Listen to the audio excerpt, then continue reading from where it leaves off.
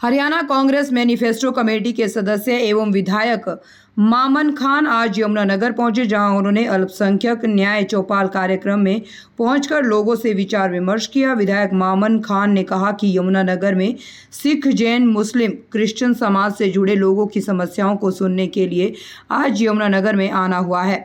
सभी समाजों से जुड़े लोगों ने अपनी समस्याओं को मेरे सामने रखा है। मैंने सभी बातों को लिख लिया है और जो उनकी जायज़ मांगे हैं उनको मैनिफेस्टो में शामिल किया गया है। उन्होंने कहा कि विधानसभा चुनाव में कुछ ही समय रह गया है। कांग्रेस पार्टी हर समाज को ध्यान में रखकर अपना मैनिफेस्टो बनाती है। उसी के तहत यहां पर पहुंचकर समाज से जुड़े लोगों से बातचीत की। उन्होंने कहा कि प्रदेश सरकार में इन समाजों के साथ अत्याचार किया जा रहा है, इनको सिक्योरिटी प्रदान की जाएगी। उन्होंने कहा कि इन सभी बातों को प्रभारी के सामने रखा जाएगा।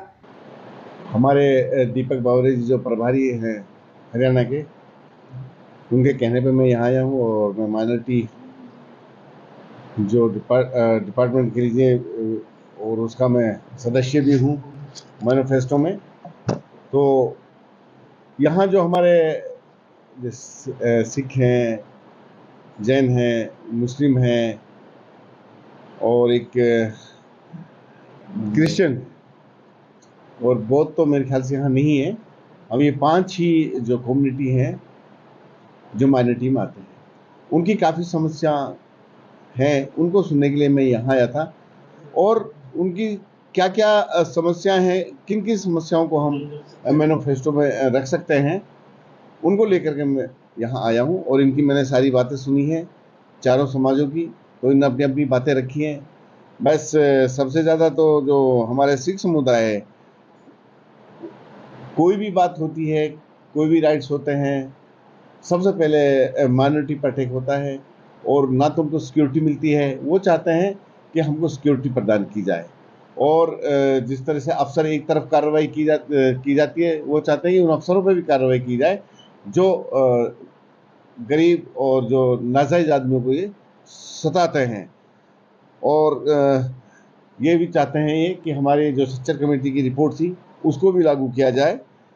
बाकी जो हमारे फादर साहब थे, उन्होंने कहा कि हमारे पास 2-2 केस यहाँ चल रहे हैं झूठे धर्म परिवर्तन के, जबकि हमने आज तक ऐसा कोई कानून अपने हाथ में नहीं लिया। हमको ज़बरदस्ती से वहाँ से घसीटा जाता है, घरों में से निकाल कर हमारे पास ज़बरदस्ती केस बनाए जाते हैं। तो ऐसे अफसरों के खिलाफ भी कार्रवाई होनी चाहिए। और जो 2012-14 में कांग्रेस ने बिल पास किए थे गुरुद्वारों के, उनको भी लागू किया जाए, क्योंकि गुरुद्वारों में जो कमेटी है वो कहते हैं कि गैर सरदार हैं, उनमें भी सरदार नहीं है। और जो हमारे कुछ मुस्लिम माइनॉरिटी के मांग थी कि जो एकेडमी के उर्दू और पंजाबी को मान्यता दी थी हुड्डा साहब ने, उसको भी इन्होंने ख़त्म कर दिया है। और जो राइटर स्टेट अवार्ड था जो आज तक 6 साल से अभी तक नहीं दिए गए, इन चीज़ों को भी हमें दोबारा दिया जाए। और जो हमारा माइनॉरिटी का हिस्सा है, चाहे टिकटों में हो, चाहे म्यूनिसिपल कमेटी में हो, और चाहे जैसे अध्यक्ष वगैरह हमारे पार्टी में जो संगठन होता है, उसमें भी हमें पूरा मिलना चाहिए।